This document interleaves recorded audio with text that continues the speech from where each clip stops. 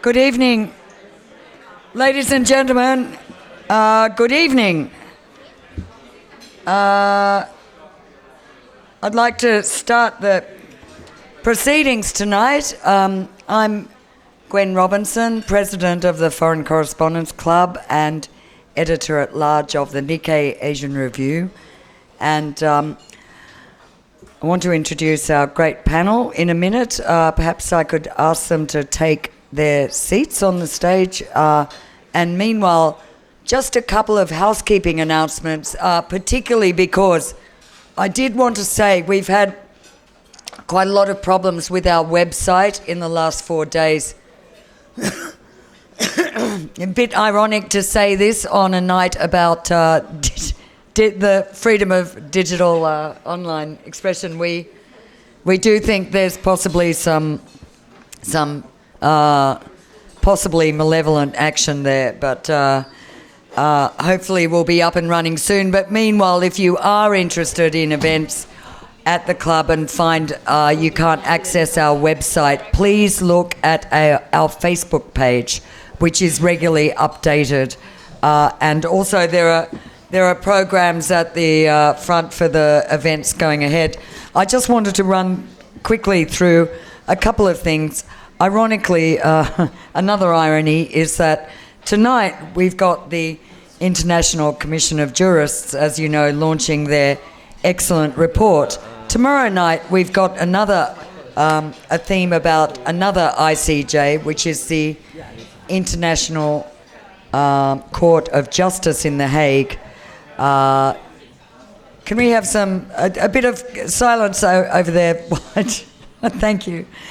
Just so you don't get confused, it's ICJ Jurists tonight. Tomorrow night is ICJ, International Court of Justice, to mark the launch of the first ever public international hearing on Myanmar's actions against the Rohingya, which is happening at The Hague. And we've got an excellent lineup tomorrow night, including a very interesting young woman Rohingya who heads an organisation, a Rohingya organisation, and is in The Hague for Aung San Suu Kyi's appearance and the hearings there.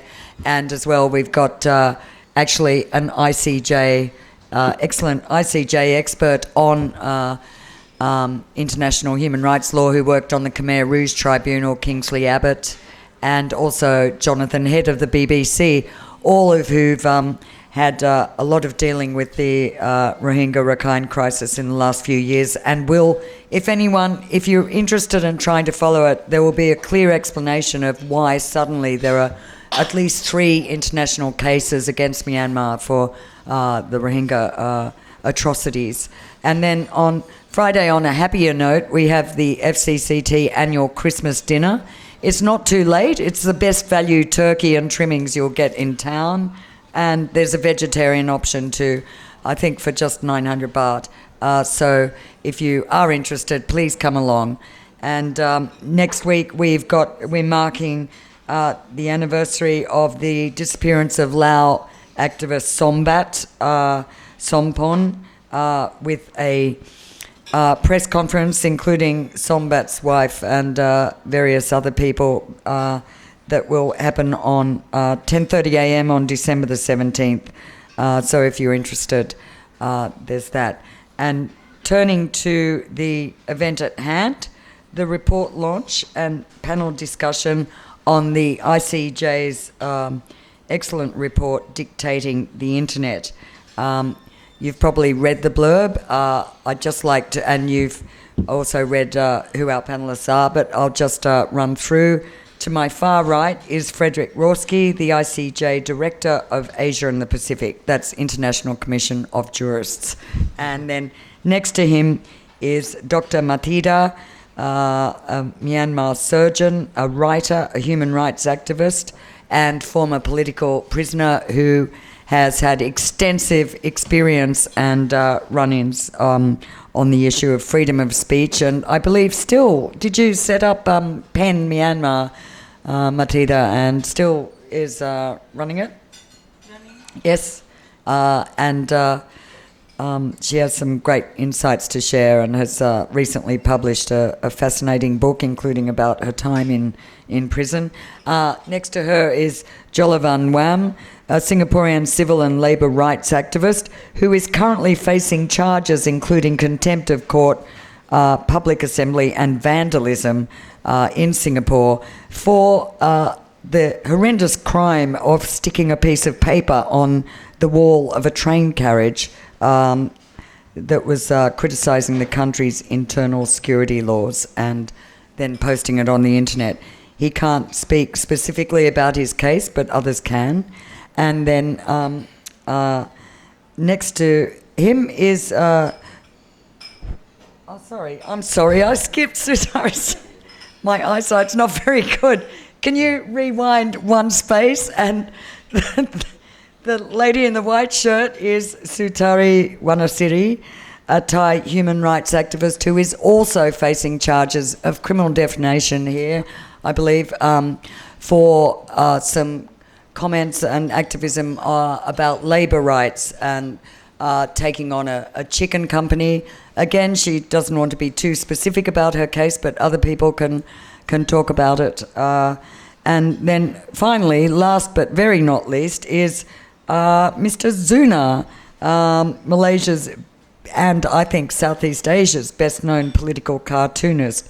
And Zuna himself is also no stranger to laws aimed at curbing freedom of expression, and at one point faced 43 years in prison for criticising former Prime Minister Najib, who subsequently proved that he was eminently criticisable.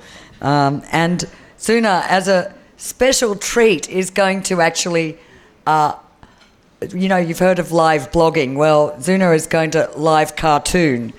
So this is what the easel is here. He's going to draw some cartoons as he speaks, and you can all fight about where they go after that.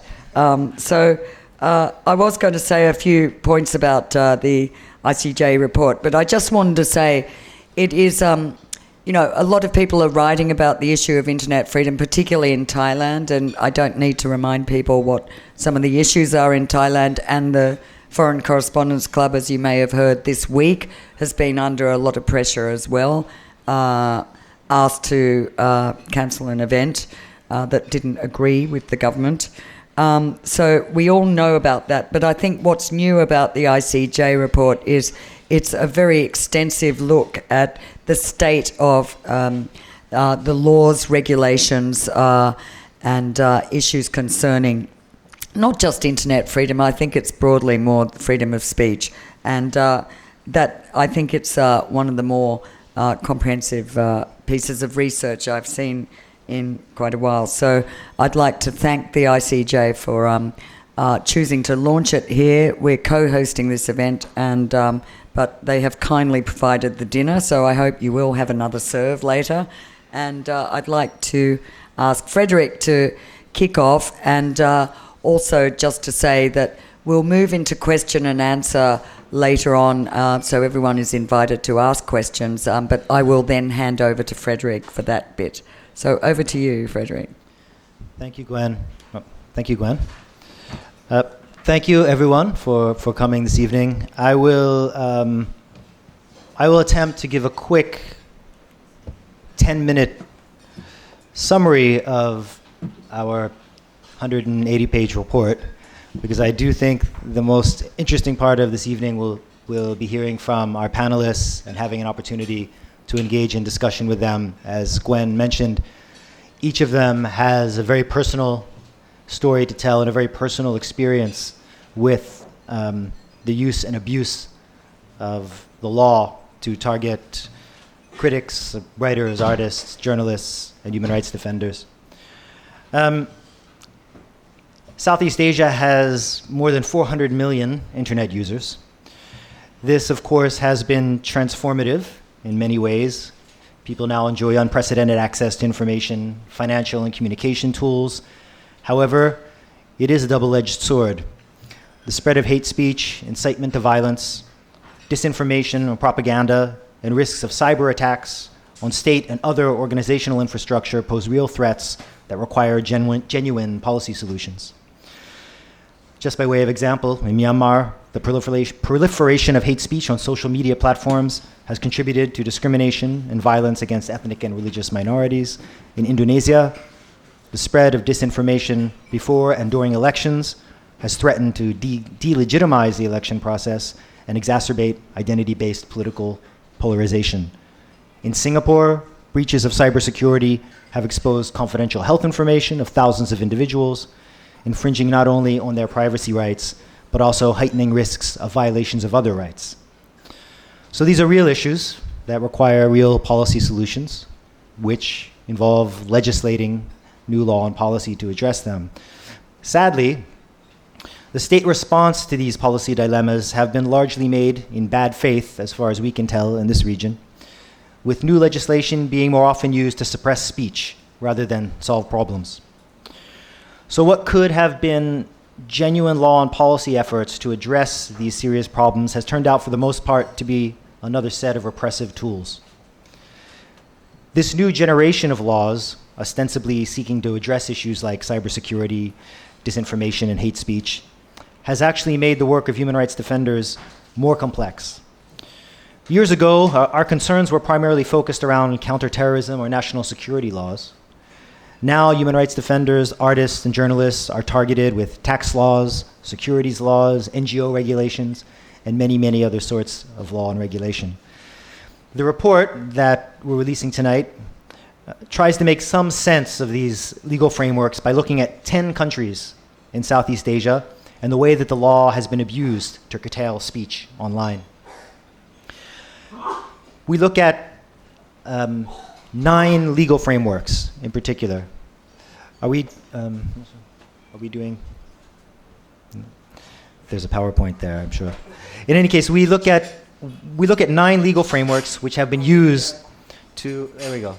Oh, and we have to say that Zunar has done all of the illustrations for the report. So you'll be. That is reason enough alone to pick up a copy at the desk. There are a number of illustrations which have been specially designed to illustrate some of the issues that we're discussing. So just as a quick summary of what we're actually looking at in the report, we identified 9 areas where legal frameworks have been misused to regulate expression and information online. The first 5 of these areas are really existing legal frameworks which have been historically used to clamp down on a free expression offline and have been expanded in one way or another to apply to online communication. Those include laws aimed at protecting the reputation of legal persons, or civil and criminal defamation laws, laws aimed at protecting the reputation of monarchy, lèse-majesté laws, sedition laws, often from the colonial era, and laws which aim to protect the security of the nation or public order, and finally, laws which aim to protect the courts, mainly through the use of contempt of court provisions. And several of the panelists this evening have also been subject to those kinds of lawsuits. The report looks at how these quote-unquote old laws have been repurposed to expand restrictions on more contemporary forms of expression. The biggest threat is probably the expanded use of defamation laws, particularly criminal defamation provisions, which have been abused to curtail speech and information online throughout the region and the world, in fact. In Myanmar, the telecommunications law and penal code. In Indonesia, the penal code and the law on electronic information and transactions. In the Philippines, the Cybercrime Prevention Act. In Singapore, criminal and civil defamation lawsuits have been used to silence independent bloggers and others. In Thailand, the criminal code has been used together with the Computer-Related Crimes Act to suppress speech. Kartik, a human rights specialist here on our panel, was one of a number of individuals targeted by a private company through the use of criminal defamation in retaliation for reporting on human rights violations. The second area, of course, is lèse-majesté provisions in Thailand and Cambodia that have been used to bring charges against individuals who have posted information deemed insulting to the royal family on Facebook. In Malaysia, Brunei, and elsewhere, sedition acts retained from colonial era laws that criminalize a broad swath of speech have been retained and abused to persecute lawyers, government employees, and artists. As Gwen mentioned, Zunar, who is here on the panel, faced up to 43 years in prison under sedition charges before last year's election for publishing and selling his cartoon books online. National security laws are still in common use in Laos, Vietnam, and Myanmar. Such laws are often vaguely framed as laws to prevent propaganda against the state or affecting public order. In Vietnam, dozens of individuals have been charged, convicted, and imprisoned for expressing their opinions on Facebook alone. Following the finalization of this report, which was done on 26th of November, we've received reports of at least 8 additional cases in Vietnam alone. In Myanmar, meanwhile, the now infamous case of Reuters journalist Walon and Jal So-u show how the Official Secrets Act has been used to silence journalists who conducted investigations and reporting in their professional capacities about crimes that were committed in Rakhine and are the subject of the other ICJ proceedings. One unexpected discovery during this research was the use of contempt of court laws, which are surprisingly common, and particularly in Singapore, Malaysia, and Thailand. For instance, Singapore's 2017 Administration of Justice Act, which significantly lowered the threshold for contempt of court and expanded judicial powers to punish such contempt with increased penalties, is now in common use. Last year, Jolivan Wam, who is also here on our panel, was one of the first persons convicted under that law for implying in a Facebook post that Malaysia's judiciary may be more independent than the judiciary in Singapore.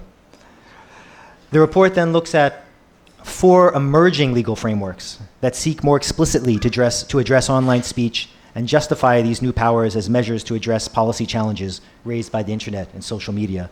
And these are laws that generally aim to regulate speech online, telecommunications laws, computer crimes laws, laws which aim to control the spread of disinformation, often called fake news laws, laws which aim to protect cybersecurity and the security of financial and other sorts of information online, and laws utilized to justify partial or full internet shutdowns. This first category of new laws, laws enacted to regulate information online, like computer crimes or telecommunications, are probably the most common. Myanmar's telecommunications law was promulgated to protect telecommunications service providers and users for national peace and tranquility, and has been used as a weapon to suppress speech, and surprisingly used more often under the current National League for Democracy government than by its predecessors. We are lucky enough this evening to have Matida, author, doctor, human rights activist, to offer some remarks on how these laws and others affect freedom of expression more broadly in Myanmar and in the region. The cases are well known in the Philippines. Rappler and Maria Ressa, targeted under the Cybercrime Prevention Act. In Malaysia, the Communications and Multimedia Act have been used to charge the Sarawak report, which first broke the story on the 1MDB scandal. In Cambodia, prior to the 2018 elections, an interministerial order allowing government ministries to shut down websites was used to block the websites of independent news outlets only 2 days before the general election. Perhaps the most insidious are new laws ostensibly targeting disinformation or false information online, the so-called fake news laws, a term that we prefer not to use. In Singapore, the Protection from Online Falsehoods and Manipulation Act is perhaps the most extensive and influential model for such a law. It contains overbroad provisions and grants unprecedented discretion to individual government officials to demand the takedown of information. 2 correction orders have already been sought by the government under this law, resulting in some legalistic but somehow passive-aggressive language posted by Facebook in its corrections. Facebook is legally required to tell you that the Singapore government says this post has false information, for instance. There has been some success in pushing back against these laws. In Malaysia, the anti-fake news bill was successfully challenged by civil society and others. At the same time, the Philippines is introducing an anti-false content bill. So there's some movement back and forth around these pieces of legislation. Another area of recent legislating has been cybersecurity laws, which often introduce new criminal provisions or expand government surveillance powers. In Vietnam and Thailand, the law on cybersecurity and the Cybersecurity Act were passed despite concerns raised by civil society, academics, opposition politicians, and internet companies. In Cambodia, a cybercrime law is in the works. It has not been made open to the public yet for consultation, but unofficial drafts suggest that broad defamation, sedition, and national security offenses have been included as cybercrimes in the law. Lastly, the report looks at how internet shutdowns in Southeast Asia have been legally justified. Most notably in Myanmar, telecommunications were shut down in townships in Rakhine and Chin states this year, amidst intensified armed conflict between the Myanmar military and the Arakan army. And governments are still largely catching up here, though, and most of the partial or full internet shutdowns were implemented without a firm legal basis. And the report looks at instances here in the Philippines, Vietnam, and Indonesia. So in analyzing all of these various legal frameworks, we observed a number of commonalities, which we then highlight and discuss in the analytical section of the report, such as bad definitions. The laws often conflate national security, public order, and related issues. Vague, overbroad provisions, which confer wide discretionary powers on state authorities. Penalties, severe penalties, often bordering on the ridiculous, under these laws, which aren't proportionate to any of the crimes. In fact, the ICJ takes a very strong position that none of this speech should ever be criminalized or subject to criminal penalties, even defamatory speech. No independent oversight mechanisms or reliable appeals process. The absence of legal provisions for an effective remedy, including judicial remedy or accountability for abuses of the law. And interestingly, attempts to expand the jurisdiction of these laws. A number of these laws seek to reach beyond national frontiers, claim jurisdiction over nationals who are posting or commenting online even when they're outside of the country or in other countries. And worryingly, attempts to reach beyond public postings and public communication into private communication. There were statements, for instance, prior to and after the passage of the Singapore law that suggested that at least some members of the government viewed this law to apply equally across publicly available postings on Facebook, as well as encrypted conversations or encrypted communications using other platforms. In conclusion, the ICJ is a human rights organization, so I should make mention of the role of international law and human rights briefly. Indeed, the argument set out in the report is largely this: don't be too distracted by the bells and whistles of these new legal regimes.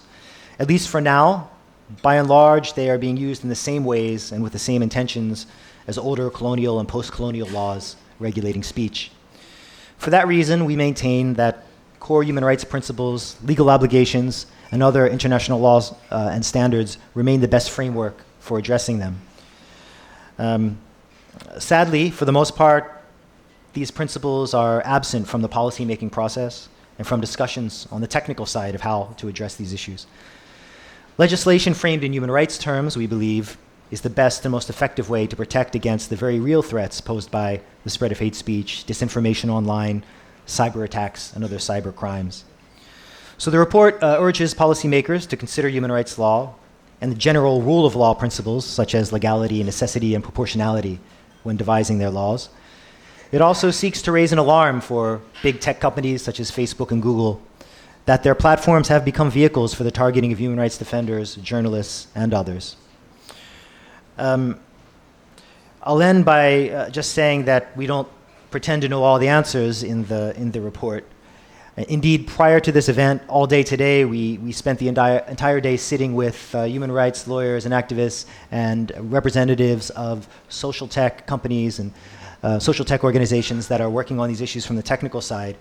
Some of them are here tonight and perhaps can contribute to the discussion. in a way that human rights lawyers cannot. But it's been, I hope that you'll find the report to be informative, and it's really meant to be the basis for a broader discussion about what the role of law and policy, law and regulation is at this moment on the internet. And as we discussed with our colleagues today, the real challenge in the region is finding a space to engage in genuine good faith law and policy discussions with governments, given what appears to be a lack of interest in genuinely addressing these problems in favor of utilizing these laws to target and frankly harass and threaten human rights defenders, lawyers, journalists, and others. So I will stop there and turn it back over to Gwen, and now to hear from the more interesting members of the panel. Well, thank you. Thank you very much, Frederick. That was an excellent way to kick off the report. And after that broad overview, I'd like to propose that each of the panelists are going to talk from their perspective about their specific countries. We've got Myanmar, Thailand, Singapore, and Malaysia. The last one will not talk. He'll draw and maybe talk a little bit.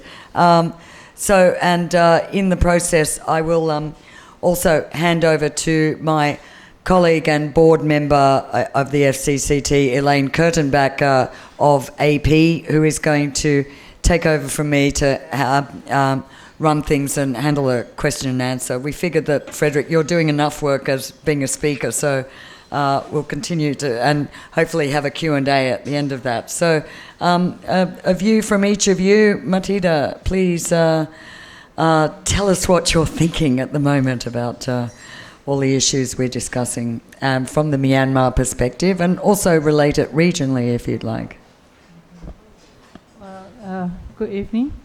And I think this is just focused on the online issue, and there are some more things to add, but it's been, I think for my country, for our society, the internet turns out to be just a social media for them.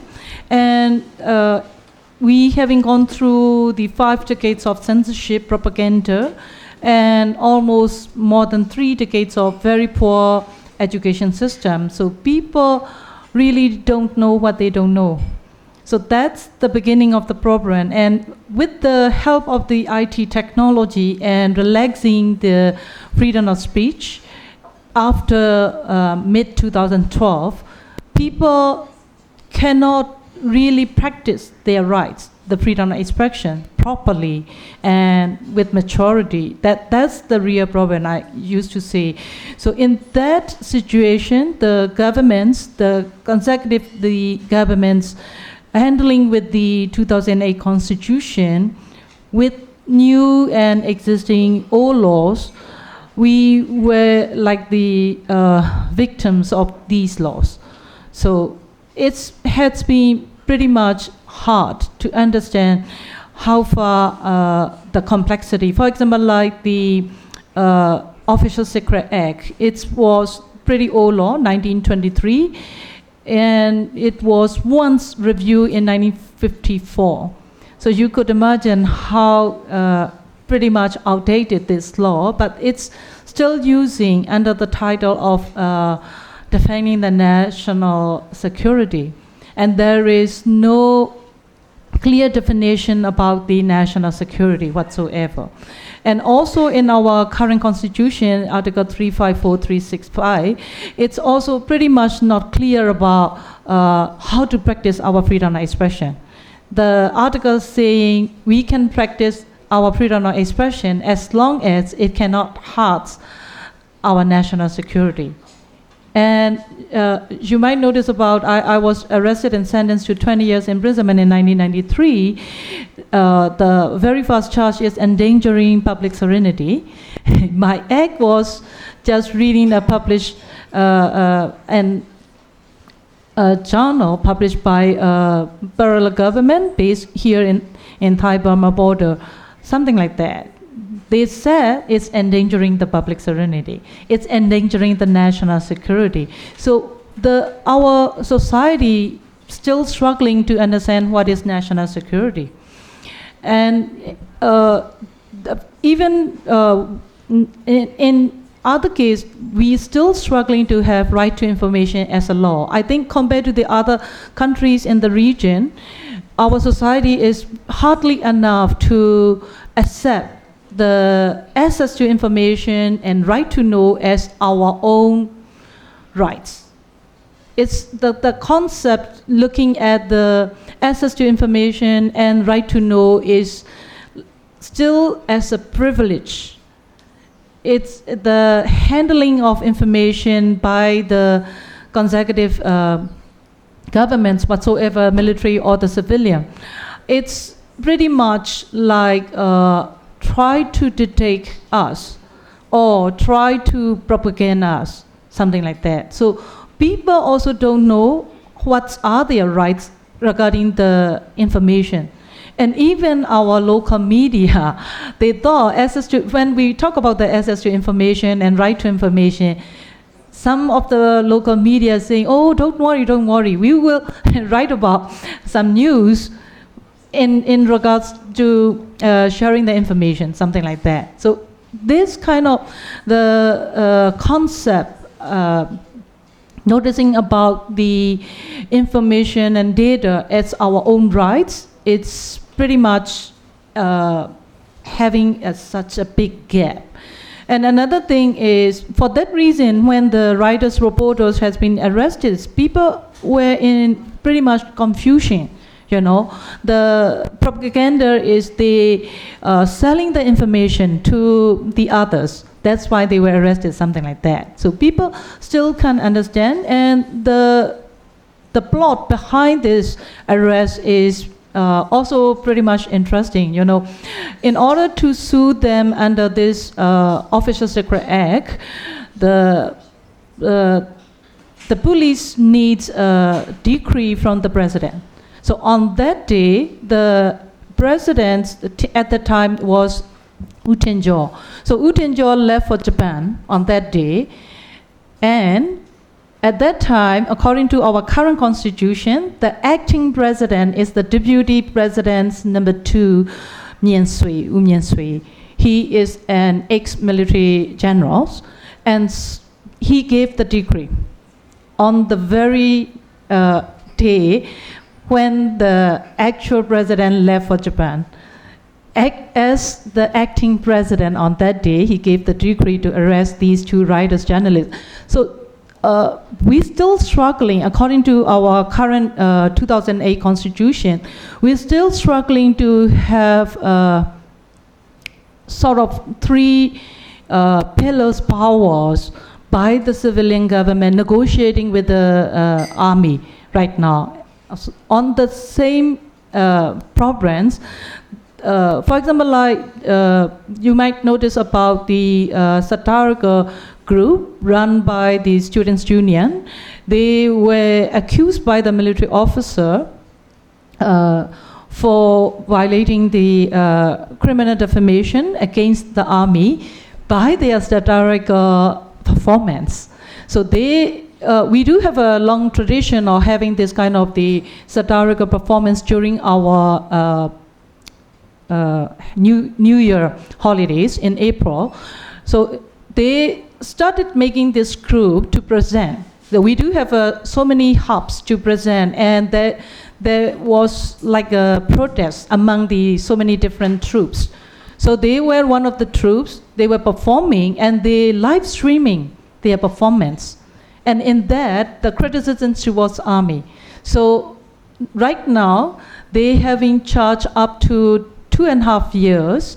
For one charge is 6 months. How it happens? Even though the law using is the telecommunication law, Article 666D, but they having it is in the Yangon, and there are altogether so many townships. Normally the satirical troops moving from one township to the others to go to the hubs to perform. And Indeed, the charges is telecommunication law for the live streaming, even though the live streaming is just on the digital platform, but so many codes of every single townships they having gone through had sued them and charged them 6 months each. And it's going to be charged for a couple of cases already. So for this telecommunication law, as it's mentioned in this book, I think it was started in 2017. We having pointed out that most of the cases arrested for the digital platform is 60/60. So we encourage the parliament to review it. Even after this review, it's still going on. What's the difference? So before reviewing this 60/60, the third person or third party can sue on behalf of the one who thought to be defamed before the review. So there are so many cases filed by both army officer or the civilian public officers. But after the review, third party or third person cannot file any cases anymore without the census from the persons who thought to be defamed. So after the review, only the military officer filed these cases, no more from the other civilian public officer. But these kind of things is still going on. So I really sorry, we still cannot have our right to information as a law. It has been 2 years already. Our organization and some other civil society organizations still struggling to have it. And in that right to information law, we prefer to have a clause to override the Official Secret Act, and also an article regarding about the whistleblowers to protect them, something like that. But still, it's in the hands of the Ministry of Information, and the Parliament was waiting to have it and raising so many questions towards the ministers of the Ministry of Information. There was no clue where it is stuck. So it's the reality on the ground, and I'm really thanks for ICJ to make this book happen, and it covers a lot. But there are still some other things, like for example, currently the lower house has been approved the National Archive law. According to the National Archive law, there are altogether 4 categories to prohibit people to reach out to these archival documents. So the lowest category is the duration of keeping these archival documents not to public is 5 years. So it's like one term of the government, at least 5 years, something like that. So we really having such a big concern, even though we were waiting for the right to information as a law, new National Archive law making us worrisome also. So we still pushing a lot to the parliamentarians at the upper house not to approve that law, but still so many problems we are facing. Thank you.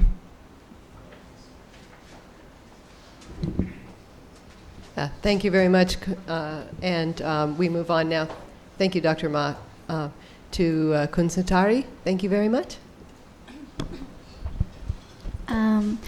Good evening, everyone. I'm sorry, and thank you very much. First of all, I would like to thank you, ICJ, and the amazing team, not only for this opportunity to speak with everyone today, but also a very strong support at a personal level, like from ICJ and your team. So thank you so much, and also like many of my good friends, like who are here today, and also some friends from the diplomatic community. Like I am very appreciate like your help throughout this difficult time. So I would like to talk with you today about the use of civil and criminal lawsuit in order to restrict freedom of expression, especially by private sector in Thailand. The general context of the curtail of freedom of expression online in Thailand has already been written very well in this report by the ICJ, and I really strongly recommend everyone to read it. What I'm going to talk about is to focus more on the use of this lawsuit by the private sector. So just for a summary of the case, which I'm not going to go into detail because my case is still ongoing at the moment. I am currently out of prison on bail, and I have to go back to trial again in February next year. So since October 2018, I have been facing criminal prosecution and a civil lawsuit as a result of reporting on the abuse of migrant worker rights by a Thai poultry company while I was working as a researcher for a human rights organization. The message are the tweet that I tweet about the labor rights abuse after the worker have made these complaints of labor right issue to the Thai authority, and the company itself has been found violation of the Thai labor law against this worker. But after that, the company has been going after individual and groups that criticize their practice. So this company, since 2016, has filed at least 16 complaints against 22 people for criticizing or voicing any criticism about their practice. And UN human rights expert and also other human rights groups have seen that this legal proceedings are seen as a part of the trend that business are using what is called strategic lawsuit against public participation to try to avoid criticism. So who are the people that involved? Of course, the state authority also have a necessary role in terms of regulating and enforcing the law to protect the human rights activists, to protect the worker and environmental defenders. But we were going to see if they are actually doing enough work on that. But the main player in this field is also a private company and business who not only have a positive role in the development and economic growth of the country. They're providing employment, they're providing service and creating innovation. But at the same time, I have to say that there are small groups of companies who have used the power of the corporation in order to act in contradiction with the human rights standards and fundamental freedom by claiming that they are protecting their business interests. Another people that have been caught up in this procedure are the people who are migrant workers, community leaders, environmental activists, journalists, grassroots and people movement, not only in Thailand but across Southeast Asia. Their voice have led to a strong improvement in not only the working condition but environmental standard of our community. But at the same time, when they are trying to submit the complaint or trying to raise their voice about this issue, they have been facing retaliation. So these people, I would like to emphasize that my case is not an isolated case. There are several more other people on the front line who have been prosecuted, both online and offline actually, for using their voice and using their freedom to promote and defend environment, worker rights issue, or even freedom of expression.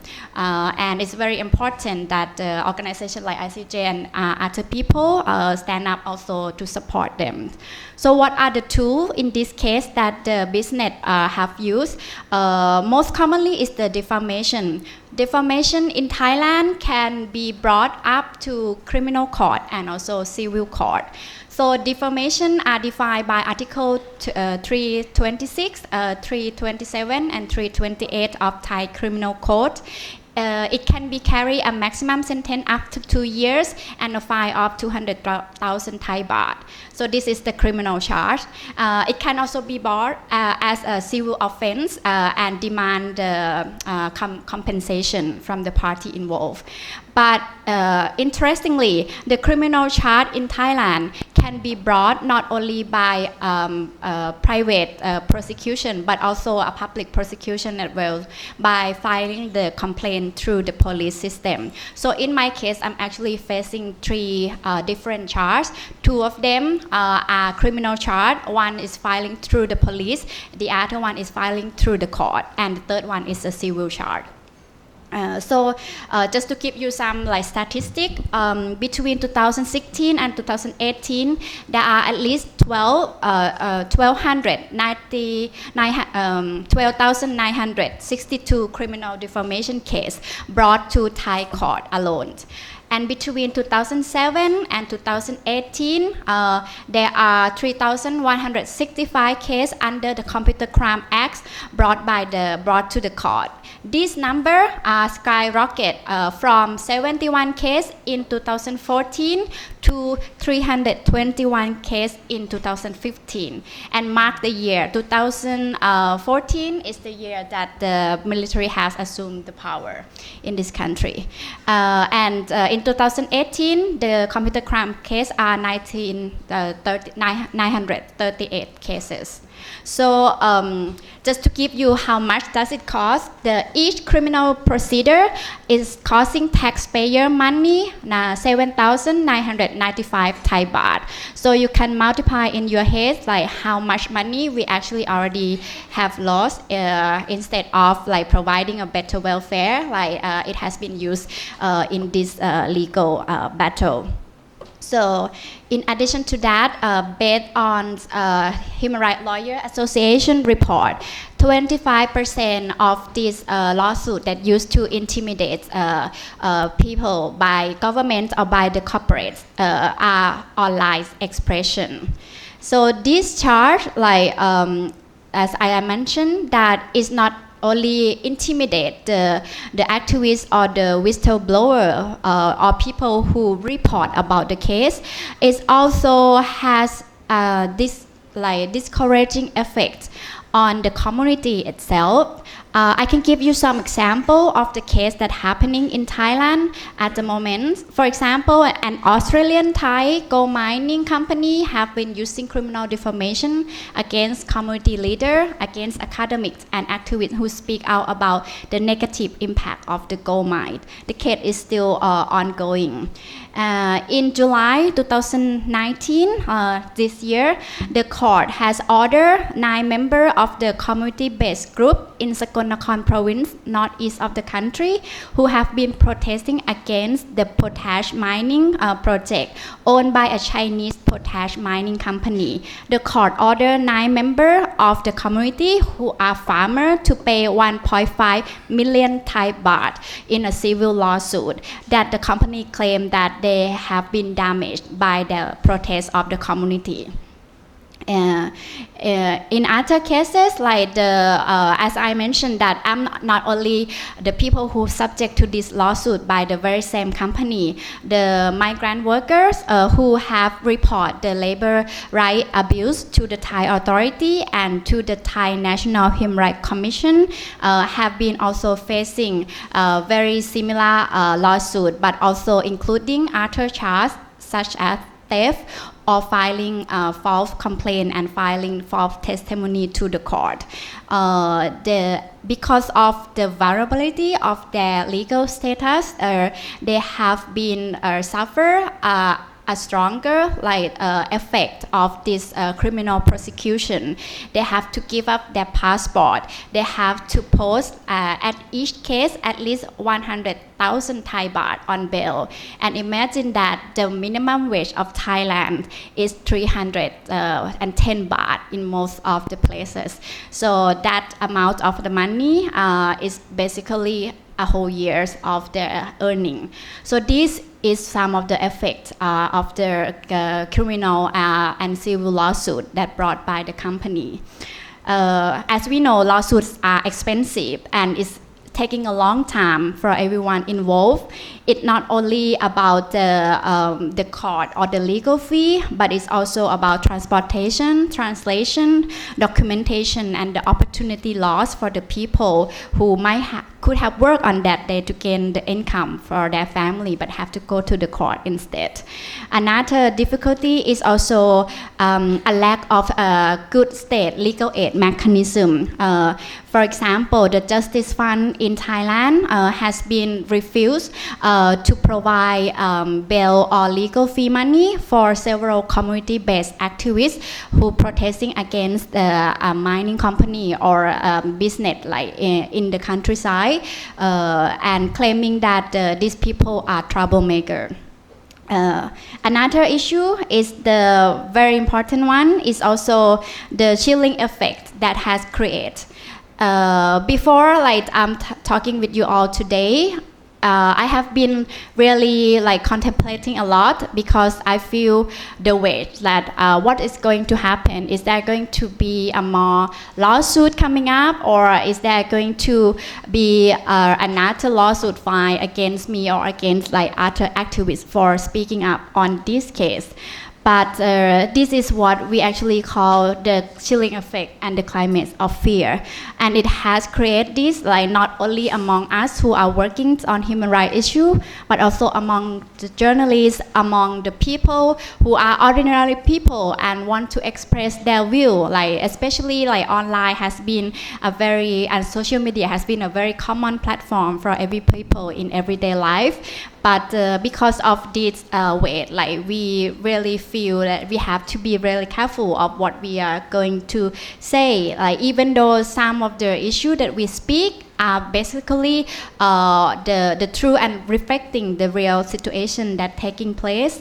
And the last one that I would like to share is also if everybody is living in fear and no more workers are there to report human rights abuse because they fear of this retaliation, or no more community activists would like to bring the complaint to the government authority because they will face more defamation or more lawsuits, then we are allowing governments and the corporate to commit this abuse and violation with impunity.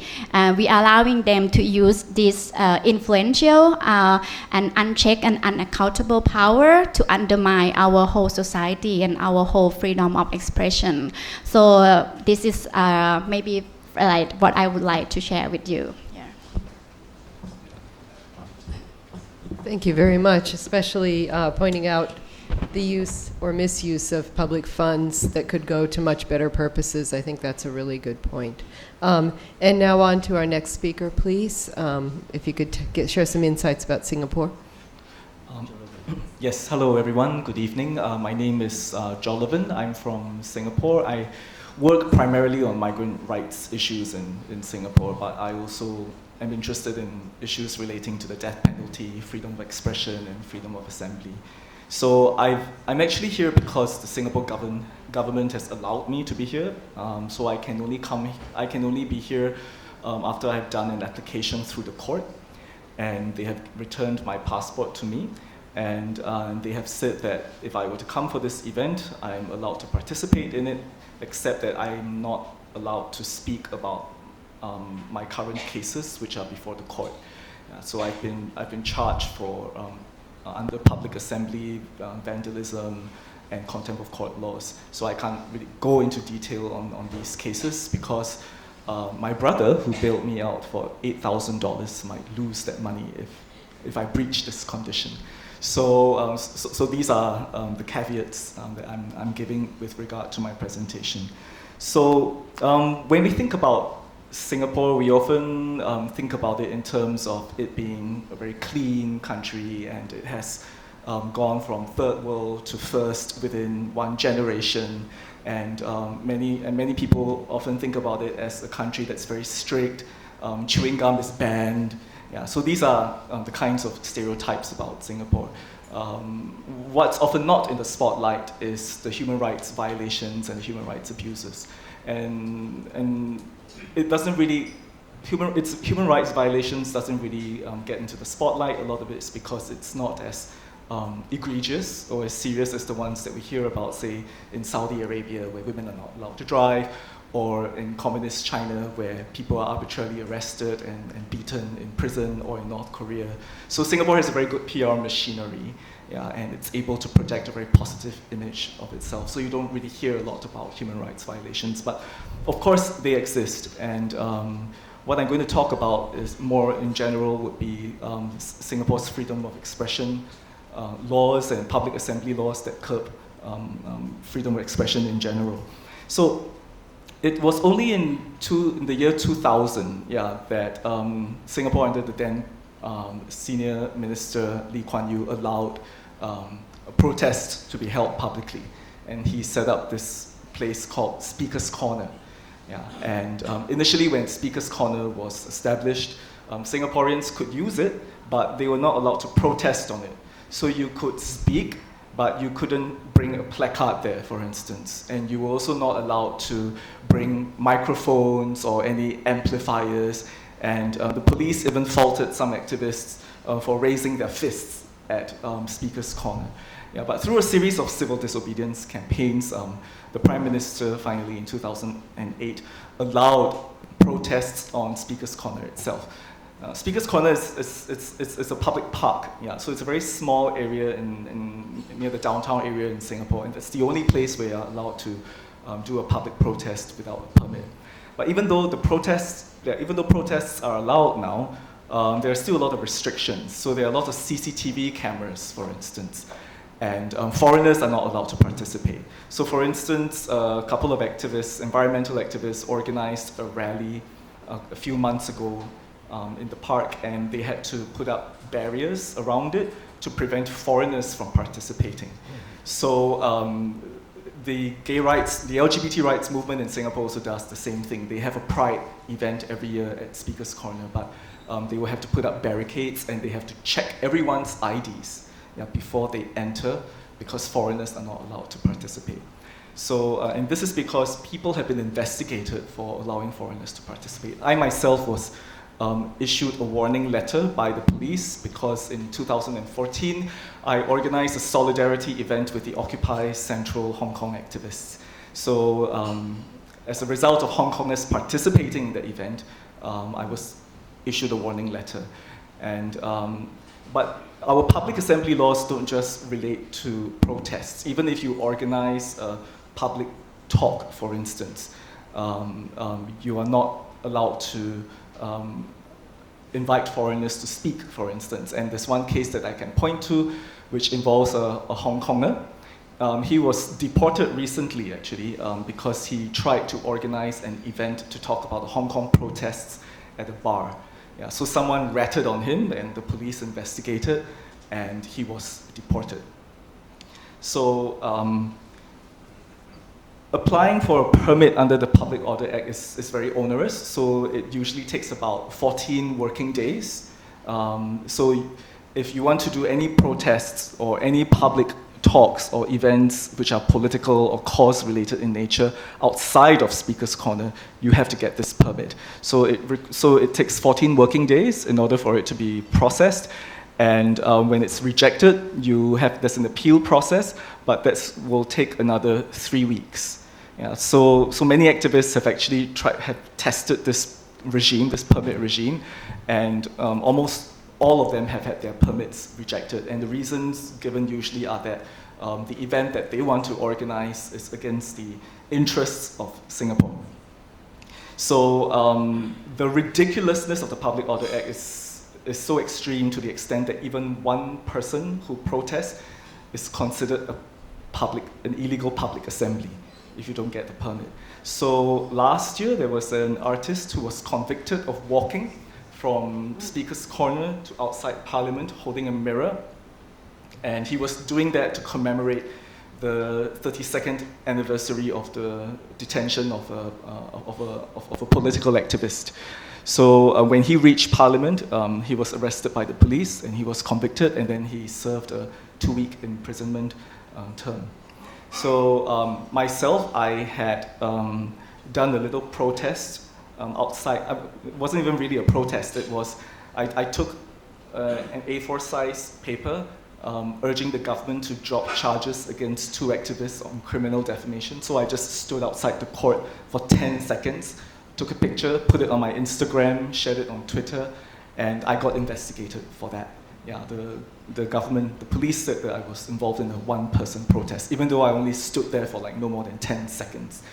So as a result of the investigation, they took my mobile phone. And they've been holding on to it since April this year. I still don't have it back, and I don't know if they are going to charge me in court for that particular assembly that I was involved in. So the result of these kinds of persecutions has a chilling effect in Singapore, and it's not just public assembly laws which are restrictive. So even journalists, and I understand there are many journalists in this room, those who report on sensitive issues in Singapore, you run the risk of your employment pass not being renewed. So I understand through the grapevine that the Reuters bureau chief, for instance, last year, he didn't get his employment pass renewed because of that. And just recently only, there is this website called Mumbrella Asia, and journalist Eleanor Dickinson, she talked about how she lost her employment pass because she reported on a sensitive political issue in Singapore. So these are the kinds of things which the Singapore government does, which has a chilling effect, and which leads to a lot of censorship, self-censorship, and people being very reluctant to speak up. And this climate of fear and self-censorship is so pervasive. Reuters did a survey last year of 2,000 Singaporeans and asked them if they were fearful of expressing their political views online, and more than 60% said that they were fearful. So when they see examples of people being persecuted, livelihoods being lost, all this contributes to the climate of fear. And of course, Singapore is well known for its defamation suits. There is a blogger, his name is Leong Zihian. He is currently facing a personal defamation suit by the Prime Minister because he had shared an article on his Facebook. He didn't even comment on the article, and the article was basically about alleged that the Prime Minister was corrupt. So all he did was share that article, and he didn't say anything, but yet the Prime Minister is still suing him for defamation. And online independent news bloggers are also in Singapore are facing criminal defamation charges. There are 2 men who are currently facing these charges because they have said that the highest echelons of Singapore's political leadership is corrupt. So they didn't name any names, they just said that the political leadership is corrupt, but now they are facing criminal defamation charges. So, and contempt of court is also a new law that was enacted 2 years ago, and the Prime Minister's nephew, Lee Sheng-wu, is actually also being charged for contempt of court. And what he did was to say on Facebook, in a friends-only post, that our court systems are pliant. And for saying that, now he has to face contempt of court charges. So, but in Singapore, a lot of these kinds of persecutions tend to be very targeted. The government doesn't go after everyone. So if you go to any Facebook page on Singapore politics, you'll see people being critical, even scandalizing the judiciary, or even saying defamatory things about politicians. But they are very selective about who they want to target. So it's this kind of very calibrated kind of crackdowns that scares a lot of people. So they don't necessarily go after everyone, because if they go after everyone, it is very easy to label the repressive regime label on them. So what they do is they just go after people that they don't like, or people that they think is influential.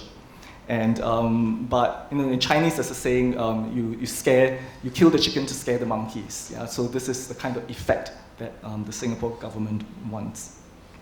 And unlike a lot of authoritarian regimes, the police in Singapore are also very civilized, right? So I mean, if you think about Malaysia and Anwar being arrested and detained under police custody, he emerged out of the police station with a black eye. Right, so that's enough to outrage a lot of people. But in Singapore, the police don't do that. So when I get arrested, for instance, or when I get investigated, the police are very nice to me. Yeah, they asked me, oh, is the room too cold? Would you like some water? Would you like some biscuits? Would you go for a toilet break? Yeah, so the police is very civilized. Yeah, so there's nothing for me to complain about. I can't say that the police were very oppressive or brutal towards me.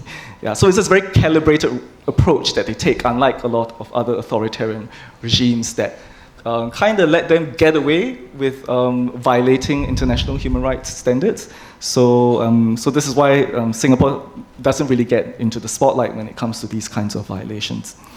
So I'd just like to maybe spend the last part to talk a bit about POFMA, because I think it has a lot of relevance in terms of online expression. POFMA is Singapore's anti-fake news law. It's the protection of, it's the, what does it stand for now?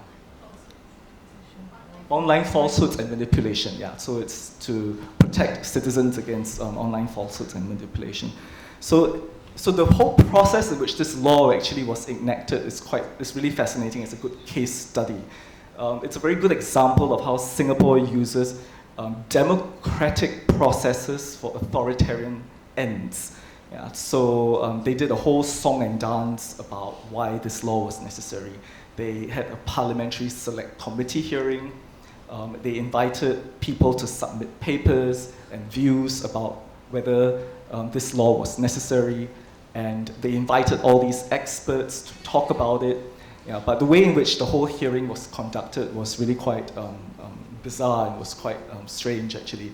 It felt a lot more like a grilling session rather than a session which sought views from experts.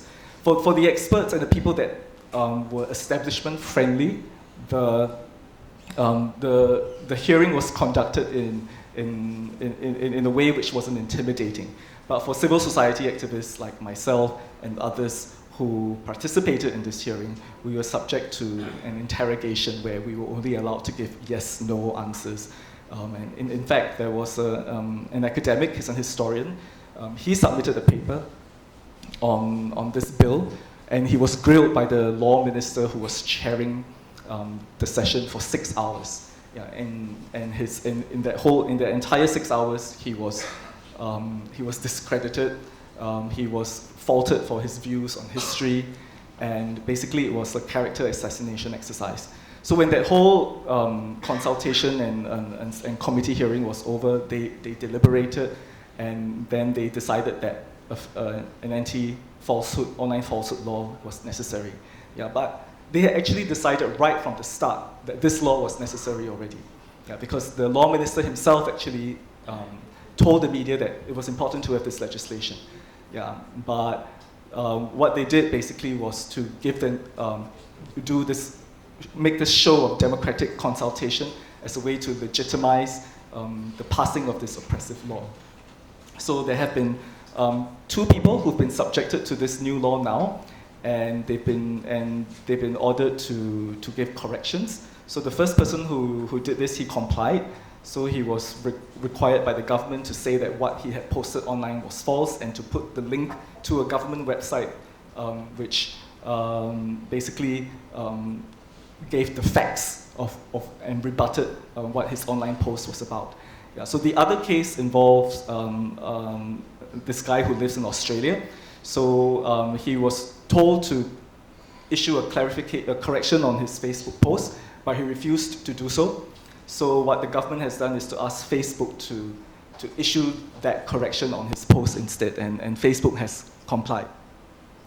So yeah, so so this new law actually has a kind of a ripple effect, and other countries are actually are really starting to copy it. So Nigeria, for instance, is debating an anti-online falsehood bill, and they have basically done a copy and paste job of the Singapore version to debate in Parliament. So I'm not too sure what the status of that is, but they have basically taken wholesale Singapore's online falsehoods law for their use. And so has the Philippines. They have copied and pasted some aspects of this legislation, and I think it's in their Congress. I'm not too sure what is the status of that, but because this is the first anti-online falsehoods law, and it has set a precedent, and authoritarian regimes are starting to look at it. So this is something that's very worrying, I think, not just for the region, but also in other parts of the world. I will stop here. Thank you. Yes, thank you very much. Interesting look into how a government can use the tools of rule by law to achieve its ends, repressive ends. Looking forward to seeing what Zunar has to offer. Speaking and drawing, I guess. Thank you very much. Can you hear me? Is okay? All right. Thank you. Allow me to speak from this. Yeah. I will only talk about my personal experience and the way I used to overcome certain law. As you see here, is how to on it, please. If you see here, the government used 6 laws against me. Detrimental to parliamentary democracy. So why this some type of law, and the penal code. Printing and presses law to ban 18 of my cartoon books. Multimedia law, which is internet.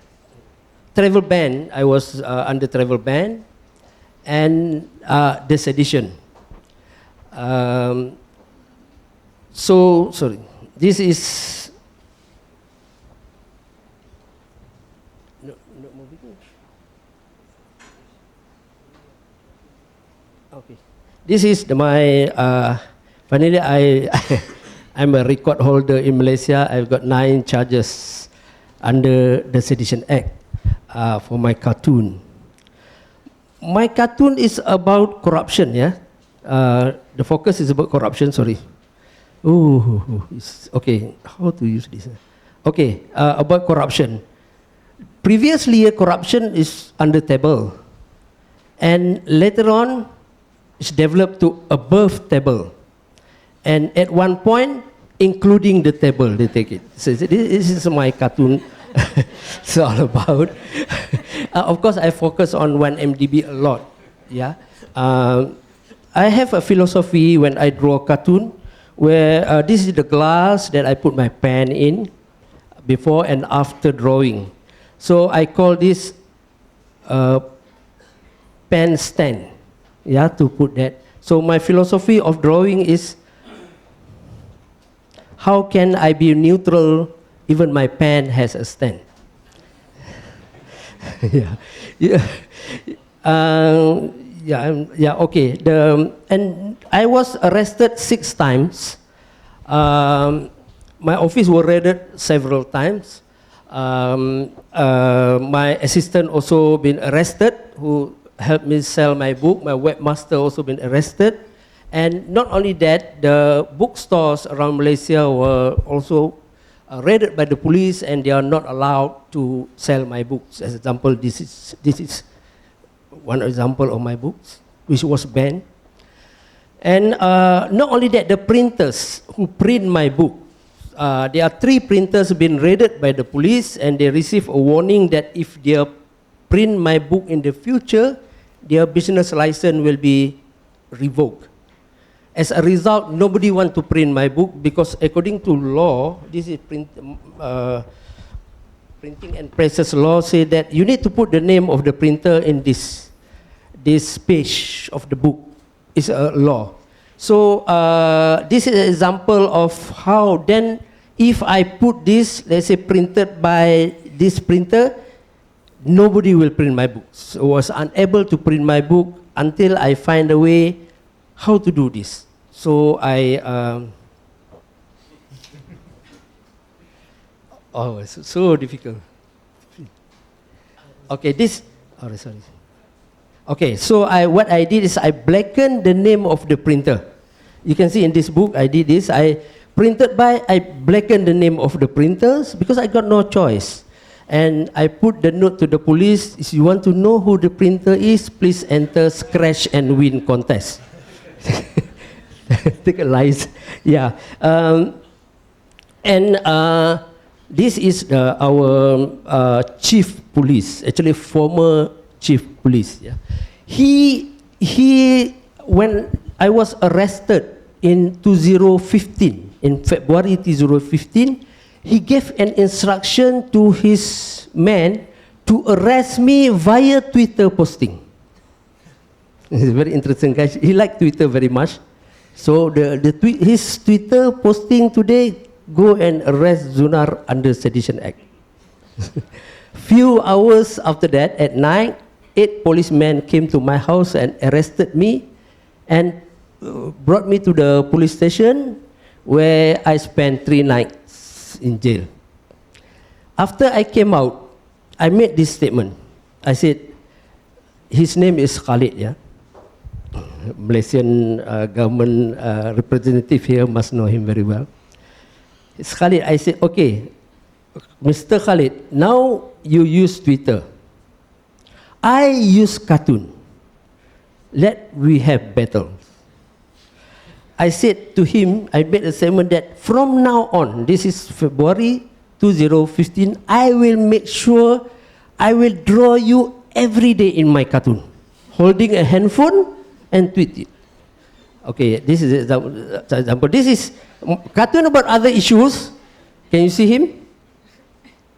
This is him. You know, they will be every day and tweet, you know, tweet.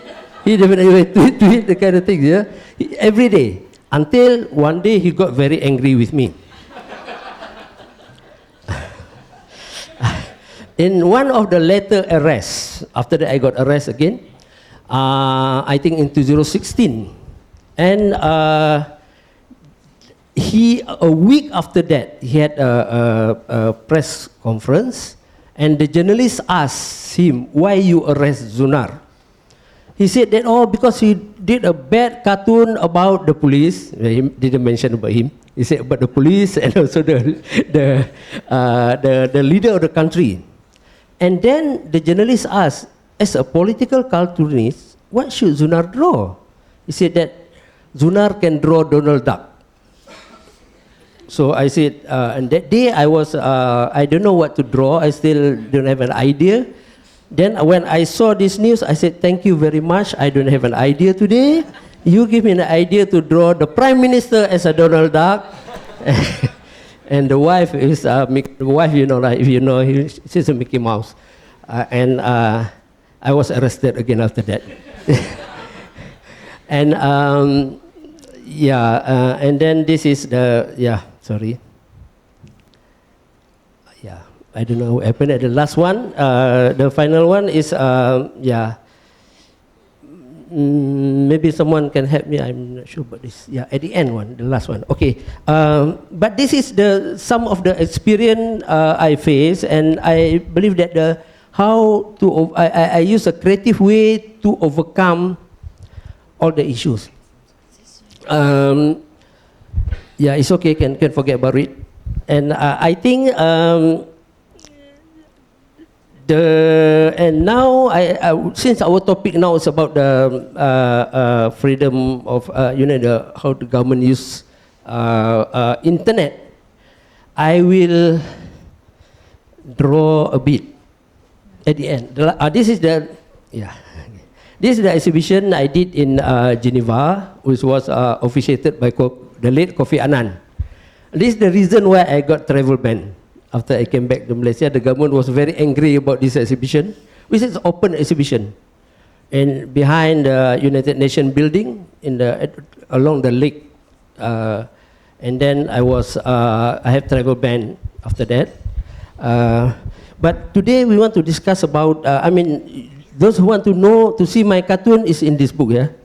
This is, I thank you very much for ICJ to invite me to draw a cartoon about this. And I will draw a bit. Yeah?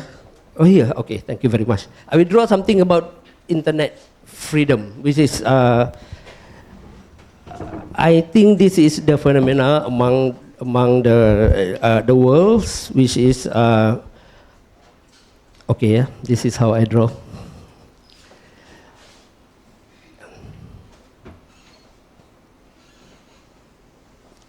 This is the head.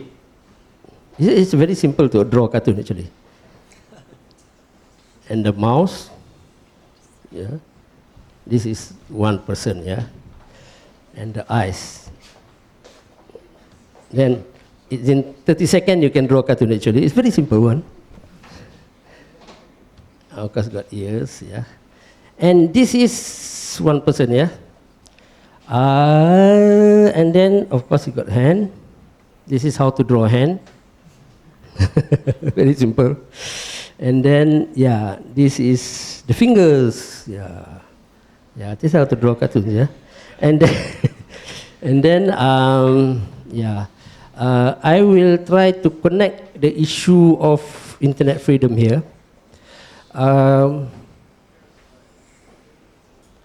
This is something very familiar with me, the handcuff. So that's why I can draw it very well. I see so many times. And okay, this is got this is the guy is holding. Of course, handcuff is actually a set of handcuff. Yeah, this is the handcuff. If you want to try one day, you know, for those who are future, you know, victim, you know, when you go there, then when you move, they will grip more. So there's a type of handcuff. And this is another handcuff. Yeah.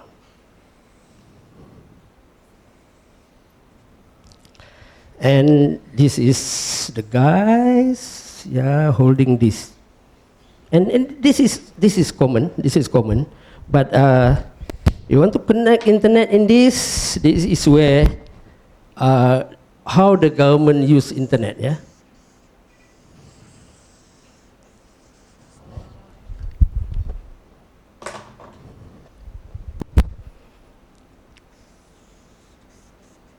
It's a very colorful word. Normally it's very colorful.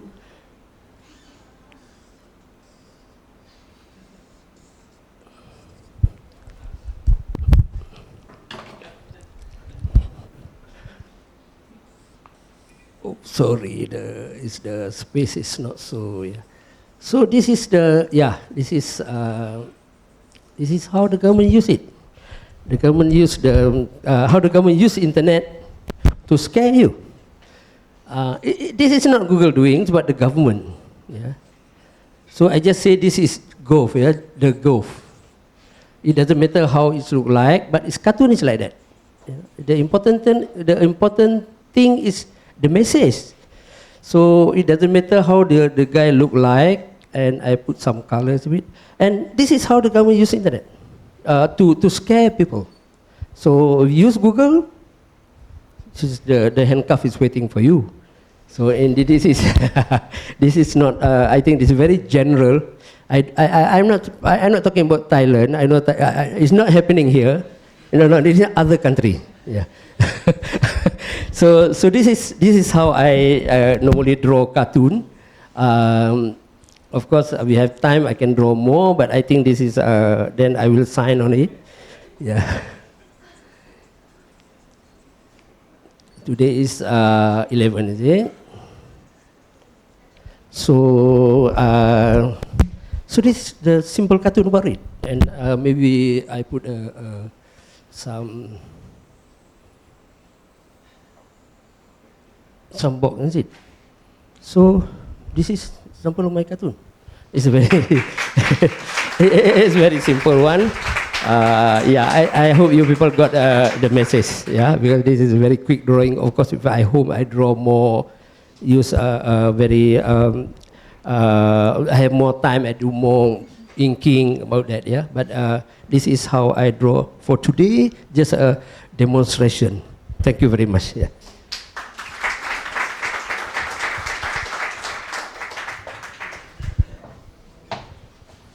Well, that was a very refreshing change.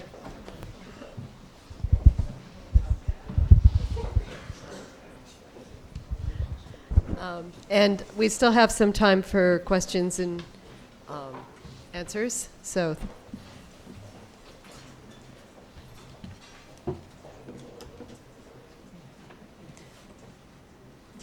I would like to kick off the questioning with one quick request to the panelists, if they would offer their thoughts about one of the speakers, and I'm sorry, since this was kind of brought on me by surprise, I may not remember which one it was, mentioned that it's a real challenge to have good faith discussions about policies regarding these problems. And I was just interested to know if what your thoughts are about whether there's any hope in this area, because the situation's pretty bleak despite the good-humored approach that you have.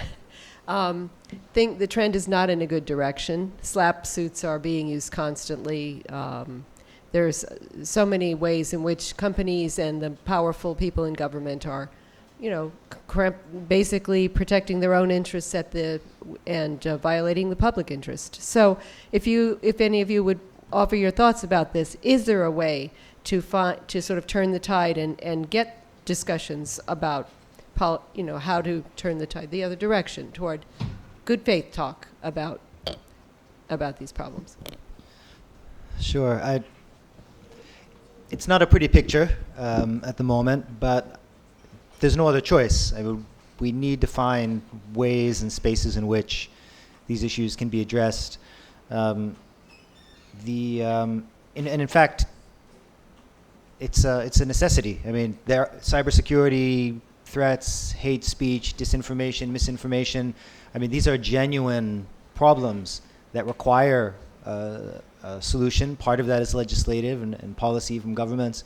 And I mean, to a certain extent, what we say is, let's stop playing these games. I mean, ultimately, this is going to be detrimental to all of these states. It will have economic impacts. It will have financial impacts. It will have impacts on the credibility of state institutions.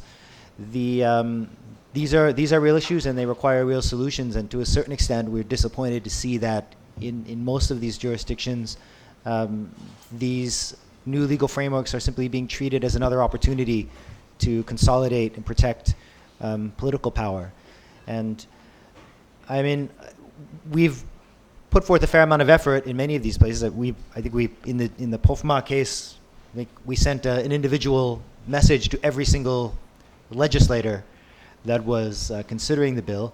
Sadly, as Jolovan described, that process was really theater more than anything else, and the outcomes were predetermined in terms of the bill. I mean, there are hopeful moments. As I mentioned, there's been pushback in Malaysia on an anti-fake news bill that's promising. Again, that involved political change as well.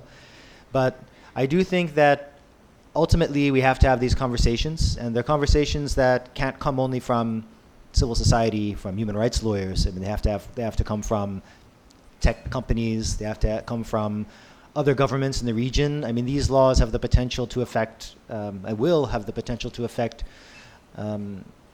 trade across borders. I mean, the internet is not something that's contained in a national jurisdiction. So I do have some hope in the long term that there will be an opportunity to address these issues by engaging with policymakers. But yeah, indeed, the conclusions of this particular report at the moment suggest that for the most part, governments aren't taking the problems that they claim they're trying to address very seriously, and the abuse of these laws really undermines their stated justification for introducing them. Great. Does anybody else want to offer any comment about this? If not, then let's open the questions to the floor. If you have a question, please let us know who you are, and please keep it short and to the point. Yes, I'm Andrew Birtle. I have a question first for Kun Sutari. It's very hard for someone in my position or our positions to know what it's like to go through what you've gone through. So what I'd like to ask is, do you feel now that you want to be, as a result of this, you want to be obedient, or you just want to say more and more about what's happening, about wrongdoing? Okay, should I answer now? Yeah. Thank you so much for if you're allowed to answer. Yeah. Yes, please. Yes, I will try my best.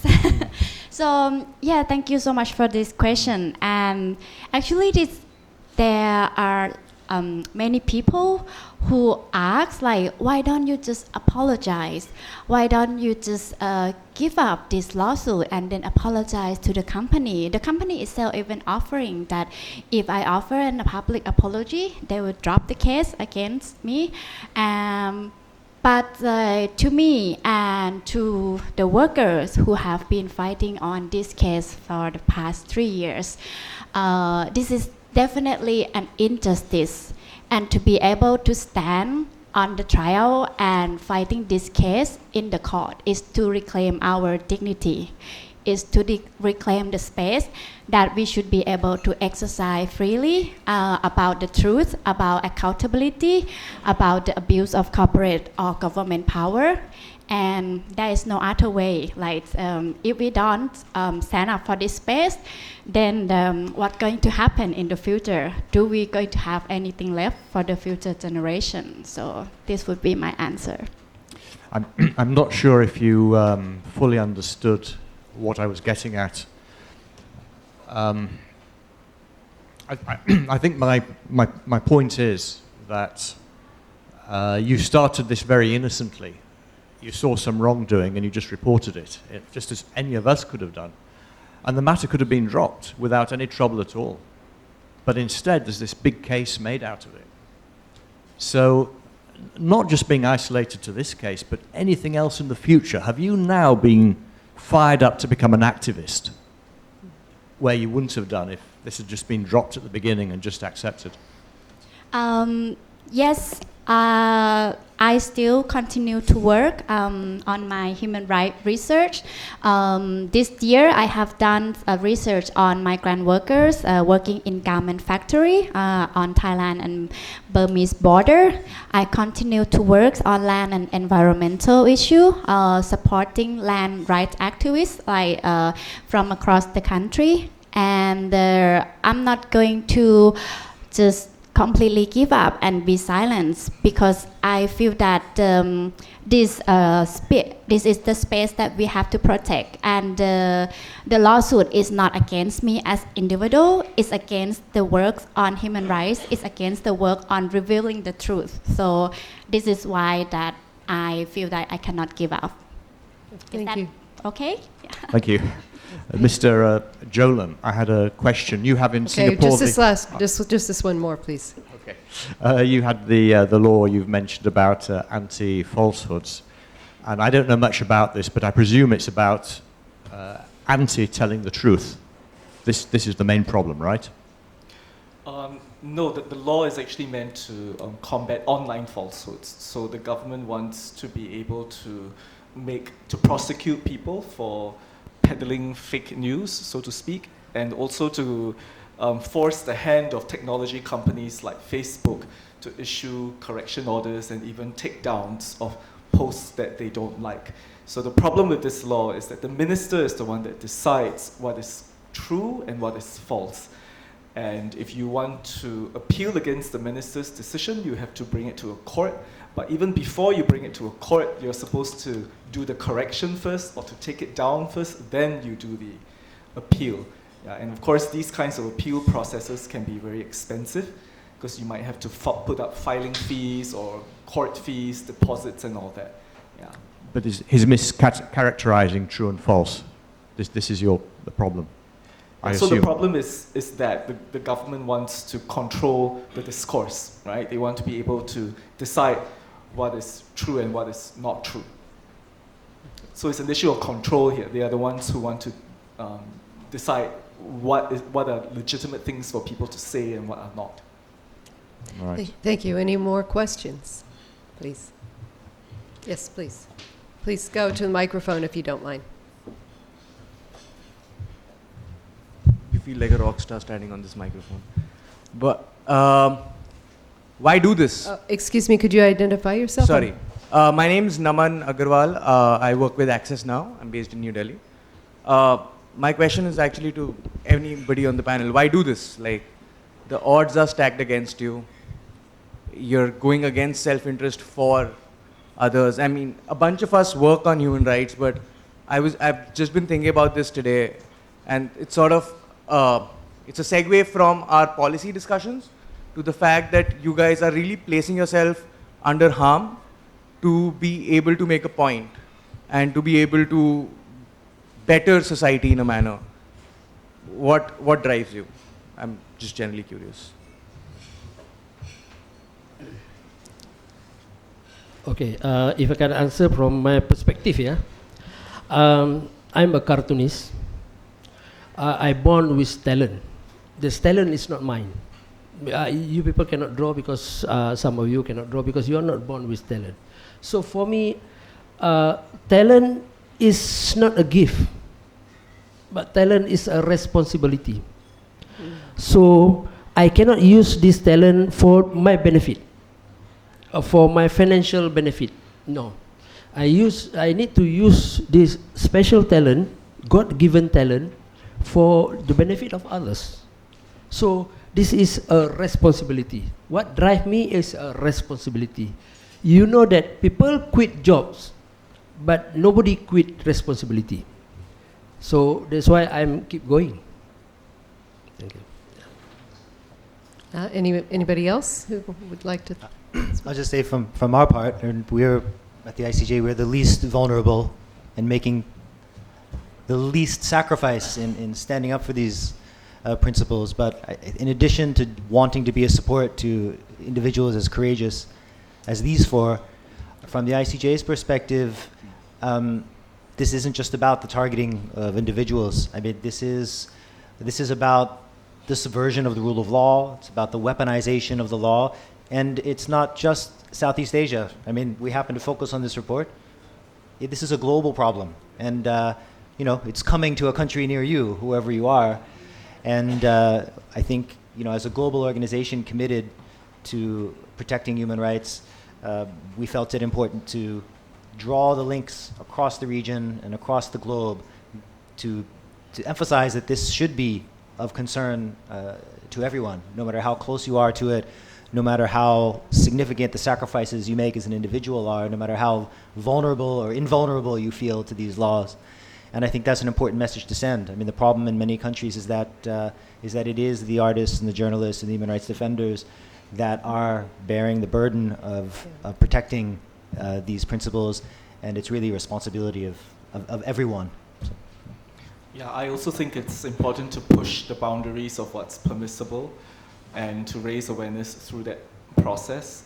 And in countries like Singapore, where the culture of fear is so strong, yeah, I think it's important to basically point the middle finger at the government to say that, this kind of oppression should not be it's not tolerated, and that not everyone is scared. So I think it's important to set these kinds of precedents, because everyone's always cowering in fear, especially when it comes to advocacy, activism, and expressing themselves freely.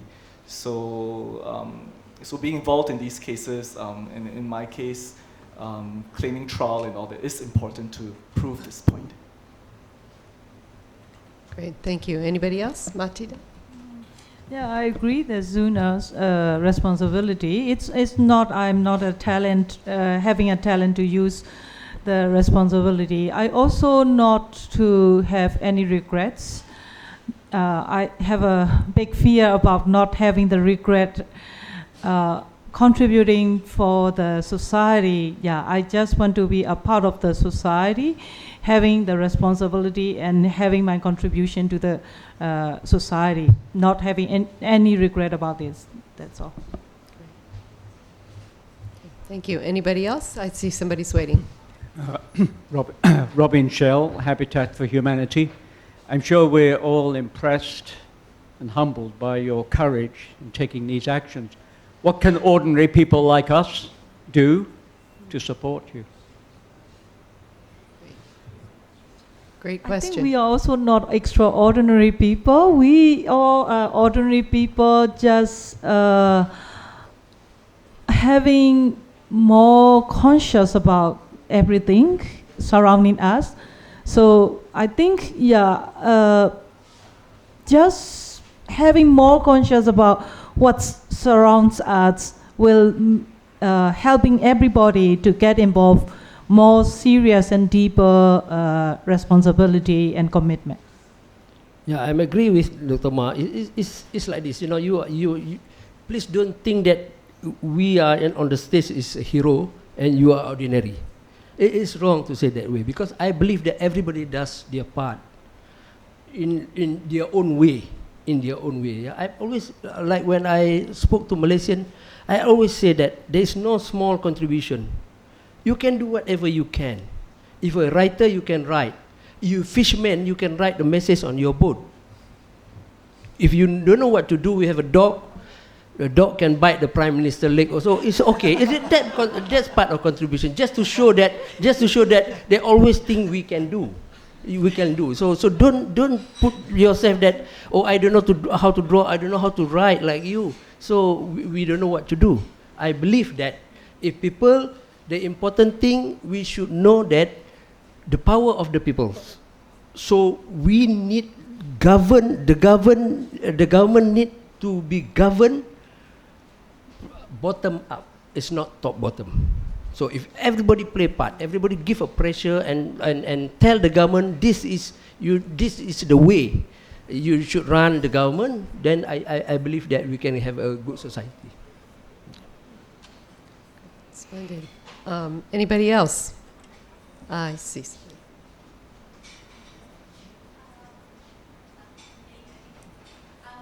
So I heard Dr. Ma at the beginning, you talked about people in Myanmar maybe not knowing about what laws there were and the laws that, or like slap strategic litigation coming against them, but not knowing about their rights and the laws in the first place. So, and I was wondering in the context of Thailand, if Sutali could say a bit about how much does the average Thai person know before they post or do something on social media? A lot of my Thai friends who I've been doing some work with human rights and law, and a lot of my Thai friends are really surprised if they find out suddenly that, oh, you shouldn't say things like that on Facebook, even if you just share something, if you like something. And so I was wondering, how much does the average Thai person know, and should there be more of a movement to make people more aware of these things? Yeah. Okay, maybe I can take the question about Thailand first. So there are increasingly awareness, especially amongst the young people and younger generation, of how this lawsuit or how the legal framework has been used as a tool to suppress the online expression in this country. And as you mentioned, it's not only about talking against business interests, but it's also talking about investigation about corruption, or the allegation of the election in this country that might not been done free and fair, or the criticize about the military government spending. There are people who are more aware of this, the use of this lawsuit, and I think many people are also trying to push the boundary as well. I myself has been working on this human rights and civil political rights issue for almost 10 years. I myself surprised when I read the Twitter on this day, how the words that they have used are very much I would say very evident, compared to my generation that would use it 10 years ago, for example. So there are more awareness, but at the same time, the government has also stepped up their tools and their techniques. That they have introducing cybersecurity law. They have introducing the use of now, they have been used Computer Crimes Act against in order to prosecute the people who views the critical opinions, and they have been really focusing on suppressing particular target, for example, politicians or like student activists or lawyer. Like, so these are like the government are also like increasing their groups there. So I have seen both developments on both sides. Yeah. Thank you. Are there any other questions? It's about time to be wrapping up. But any more comments? Would you like to? I just would like to, before we close, on behalf of the ICJ, thank our four panelists. It's been a real honor and a pleasure to work with them and for them to have joined us here tonight. And special thanks to Zunar for contributing his original drawings to the report.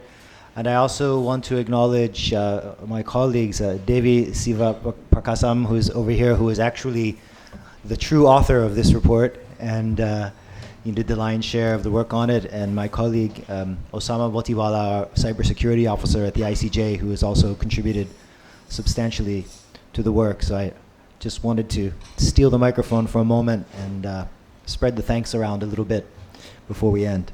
Thank you. Indeed. It's an honor to have been here.